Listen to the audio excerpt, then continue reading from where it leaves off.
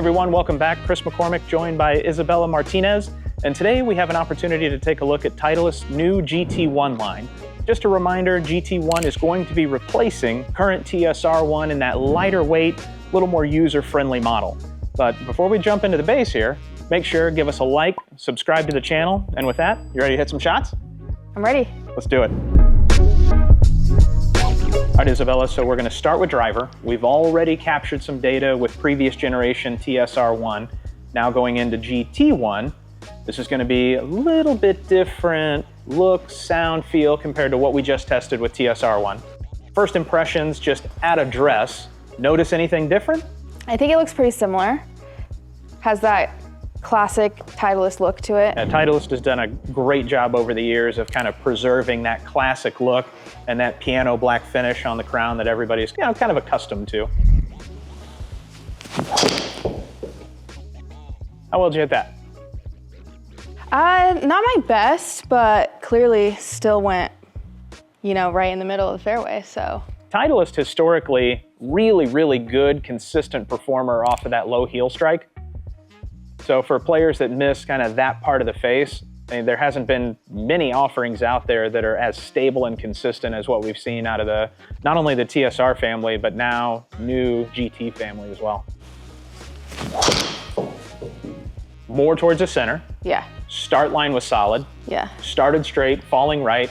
Like you were saying, very playable shot. So GT1 also incorporates Titleist's new thermo crown technology. This is a proprietary material that Titleist introduced us to when they first launched GT family, and GT1 now continues that technology in that lighter weight, more forgiving package. So GT1 also has the split mass construction where they were able to redistribute some internal discretionary weight, really making that platform stable, forgiving, easy to launch, easy to spin. And for that player, like we talked about in that slower to intermediate club head speed, spin is your friend. Spin keeps the ball in the air, spin keeps the ball in play. So let's get a couple more just to round out the sample, then we'll take a look at data. That one turned over. That one did turn over. And typical ball flight for you on the golf course is more of a fade, correct? Yes, high fade. That one we caught off the toe, face got a little closed on us, but ball speed not terribly far off from what we've been seeing. Nice. That one was pretty good. That's definitely a good ball.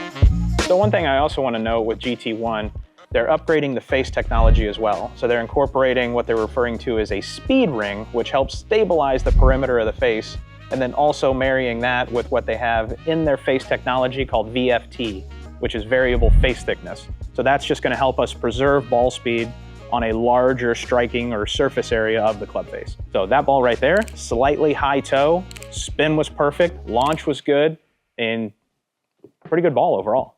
So come on back, let's take a look at how these two stack up next to each other. All right, Isabella, taking a look at our comparison screen here. Pretty good representation of what we're seeing out of this new technology. Nice little bump in ball speed there. And when we were watching club head speed, pretty close to the same club head speed, actually had some faster shots coming out of TSR, but ball speed was way more consistent with GT1. And launch came down a touch, spin almost exactly the same, picked up a little bit of carry. You think about it, as it comes to application on the golf course, that's one less club into a green, more scoring potential, and ultimately lower scores. What we're looking for.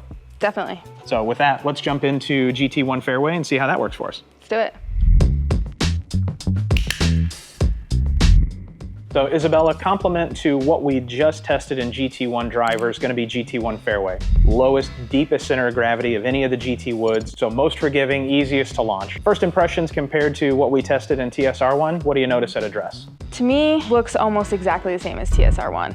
And that's not a bad thing. We've talked about historically, one of the hardest clubs to fit, fairway wood. So no surprise that Titleist didn't make a lot of dramatic changes when it comes to shaping or size. Let's take a couple swings, see how it feels to you.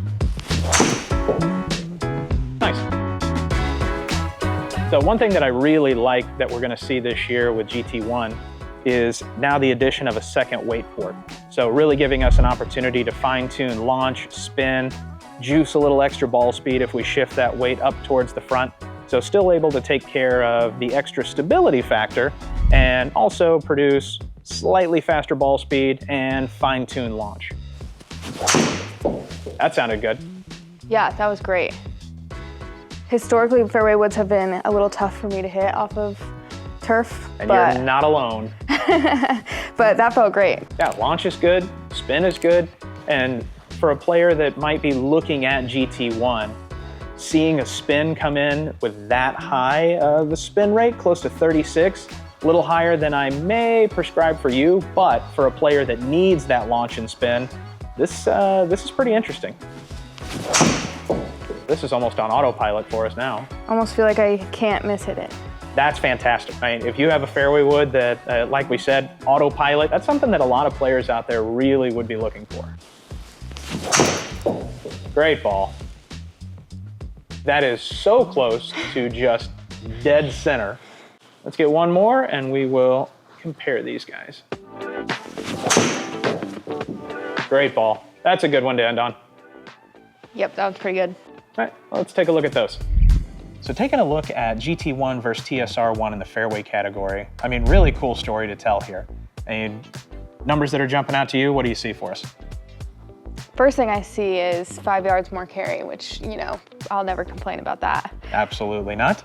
More ideal spin numbers and a couple more miles an hour of ball speed as well.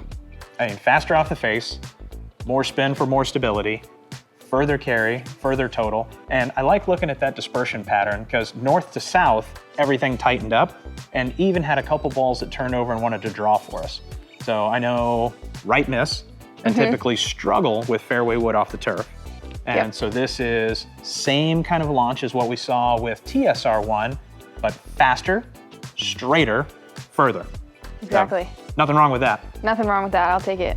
So I would say for this test, GT1 versus TSR1, if you're somebody that's kind of considering which one to go with, definitely worth taking a look at GT1. That will do it for GT1 testing. If you'd like more information, make sure to click the link for the video below, where we had an opportunity to do a deep dive tech talk with some of the engineers out at TPI in Oceanside, California. And with that, make sure, give us a like, subscribe to the channel, and we'll see you next time.